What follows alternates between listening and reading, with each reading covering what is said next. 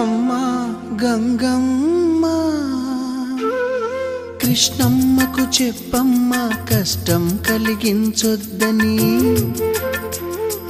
యమునకు చెప్పమ్మా సాయమునకు వెనకాడొద్దని,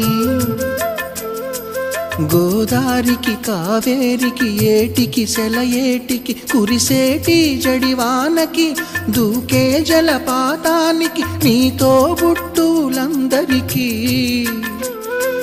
చెప్పమ్మా మా గంగమ్మ.